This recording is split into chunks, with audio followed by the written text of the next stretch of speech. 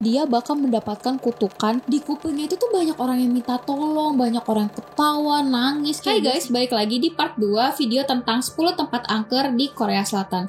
Bagi yang belum nonton part 1-nya bisa balik lagi ke channel YouTube Sudut Kamar dan nonton part 1-nya dulu baru kesini. Oke?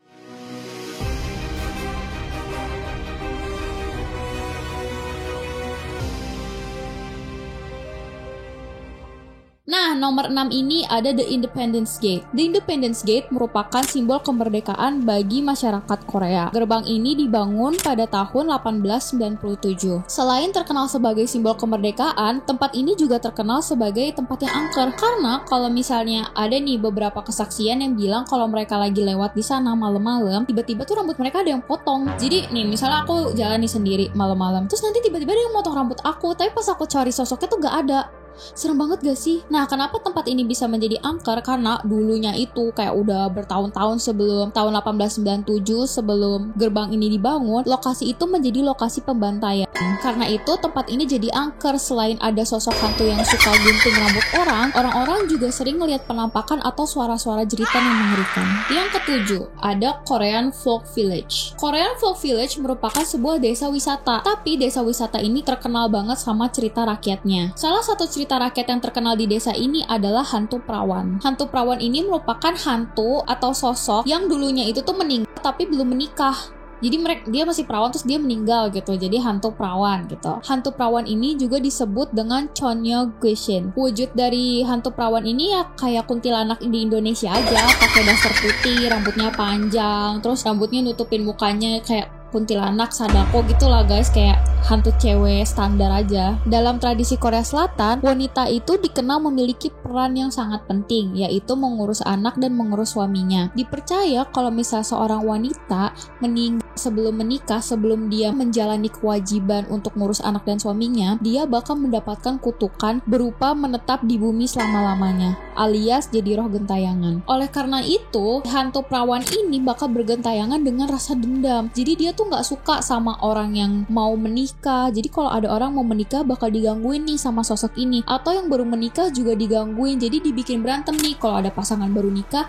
Terus si hantu perawan ini tuh kayak bikin suasana panas, suasana pasangan ini jadi berantem terus biar cerai gitu lah. Terus gimana dong cara mengatasi atau kayak membasmi atau menangkal si hantu perawan ini? Di Korea Selatan juga dipercaya untuk mengatasi hantu perawan ini, si hantu perawan ini bisa dinikahkan dengan Chonggak Gwishin atau hantu pria. Jadi biar si hantu perawan ini bisa nikah sama hantu pria. Jadi mereka jadi pasangan. Jadi dia gak jomblo-jomblo lagi. Jadi dia gak iri lagi sama manusia yang punya pasangan atau manusia yang udah menikah gitu. Selanjutnya ada Gonjiam Psychiatric Hospital atau Rumah Sakit Jiwa Gonjiam. Siapa di sini yang gak tahu Rumah Sakit Jiwa Gonjiam? Kalian yang suka K-pop, kalian yang suka nonton film atau nonton film Korea pasti tahu tempat ini. Karena saking terkenal angkernya, tempat ini juga dijadiin lokasi bikin film. Kayaknya kita semua udah tahu deh dengan judul Gonjiam Haunted Asylum pada tahun 2018. Nah, kenapa tempat ini bisa terkenal banget berhantu? Karena dulu pada saat rumah sakit jiwa ini beroperasi, diketahui ada seorang dokter yang lebih gila dari pasien rumah sakit jiwa ini yang melakukan eksperimen ke pasien-pasiennya. Dia ngelakuin eksperimen ini ngumpet-ngumpet dan eksperimennya itu tuh di luar nalar. Makanya banyak banget pasien-pasien yang meninggal secara misterius. Long story short, karena banyak kasus pasien-pasien tiba-tiba meninggal, pasien tiba-tiba hilang, dan kurangnya dana, akhirnya rumah sakit ini ditutup. Setelah rumah sakit ini ditutup, warga sekitar itu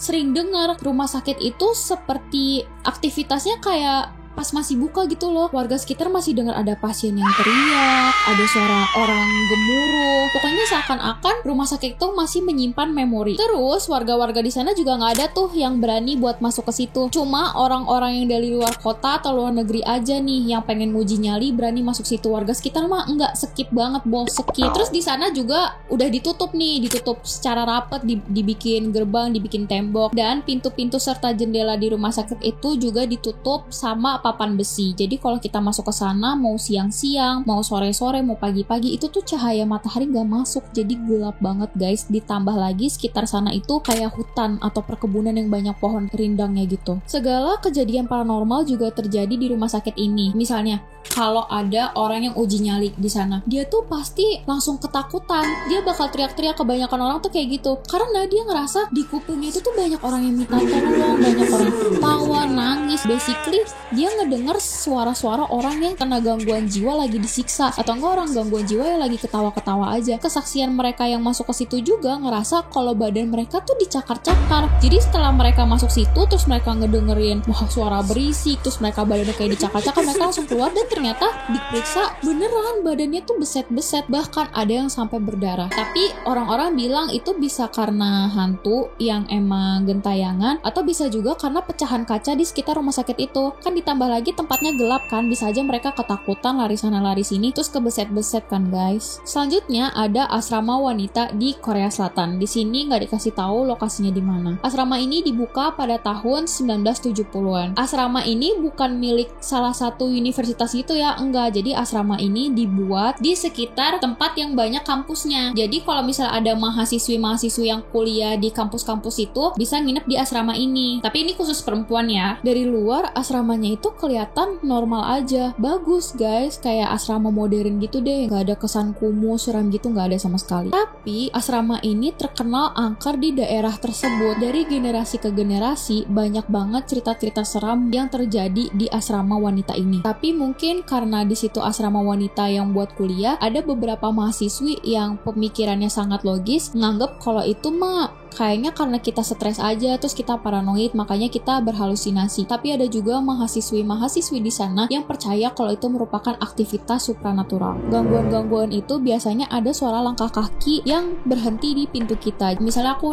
tinggal di asrama situ, so aku malam-malam nih lagi ngerjain tugas nih, tak tak tak tak tak. Nanti aku bisa ngedenger nih di lorong ada orang yang bulak-balik di lorong, deg deg deg deg deg deg deg. Terus kalau aku dengerin, semakin aku dengerin, si langkah kaki itu bakal berhenti di pintu kamar aku.